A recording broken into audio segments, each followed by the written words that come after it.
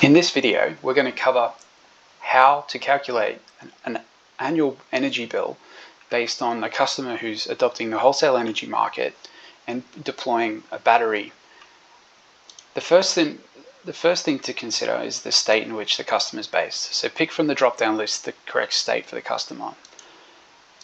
The state affects the pricing because there are different prices per state. And in this model, changing the state will change the price in this column that we pull in from AEMO's data.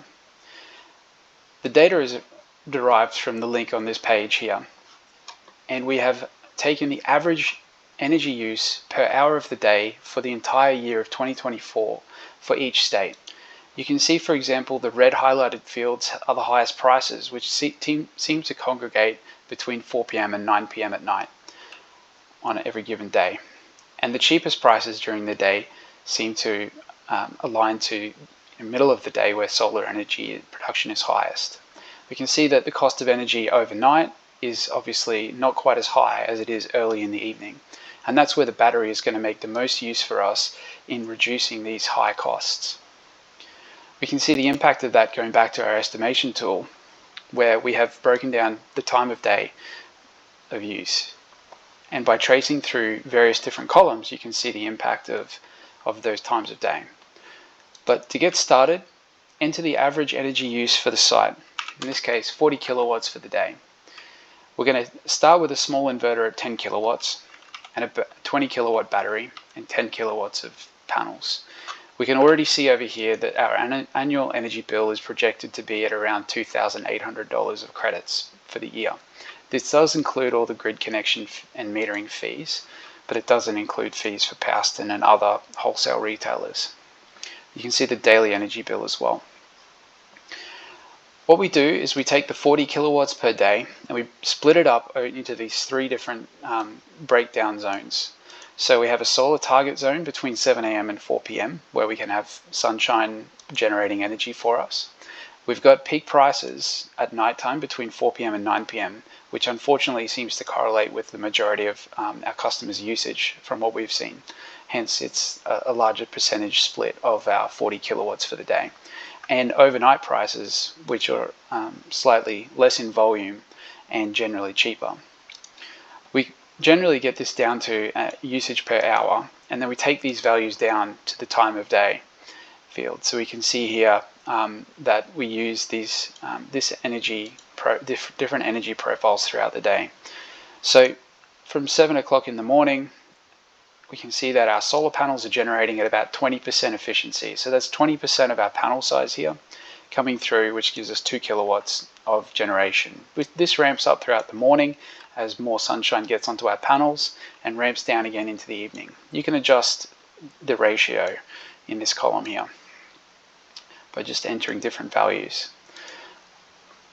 So you'll see for the first part of the day, the strategy is really to take that solar energy, any excess solar energy above what our site is using, and put it into the battery. You can see this in the H column here, where we have the strategy of filling the battery up, and our battery state of charge starts climbing up to 100% by 11 a.m.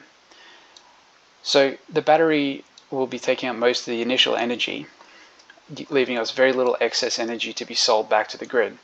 But once the battery is full by 11 a.m., all of our excess solar generation is now being disposed of.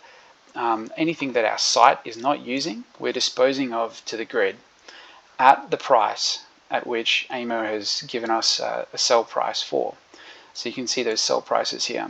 And then you can see over here in this final column that this is calculating out to the energy that we've sold through that period. As we drift into 4 p.m. at night, 5 p.m. at night, we can see that our solar generation is starting to get to the point where it's no longer meeting our site consumption profile. And by 5 p.m. we're relying on our battery to carry us through. So the strategy here is to use the battery in both running the house, and so taking up this 4 kilowatts of usage for that hour, but also in exporting any excess to the grid. So we can calculate the amount of excess by looking at the inverter size and determining that we can move up to 6 more kilowatts on top of the 4 that we're already using. So this gives us the 6 kilowatts to export by the sell price, and we can see here that we're making $2.50 in that that hour period there.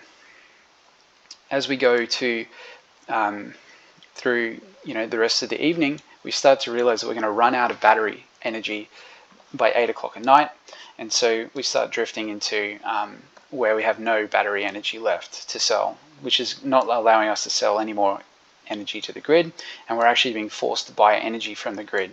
And you can see here the cost to buy that energy is fairly low, because at that time of day buying energy from the grid is actually fairly cheap, almost less than retail prices in most cases. So if we want to see what the impact of, say, doubling our inverter size would have on our bill, we can see that doubling the inverter size without increasing the battery almost doubles our the annual bill for us. So that is because if we can move more energy in this zone here, where the time of day and the highest energy prices correlate, we can move more energy and we make more money in a shorter period of time. This has a positive impact on our energy bill. If we can extend that battery, say up to 50 kilowatts, we'll see that our energy bill continues to climb, because we're able to sustain our exports for a longer period of time. So I hope this explains some of the rough parameters that you can use to calculate different battery sizes and how that will impact your annual energy bill. Thanks for watching.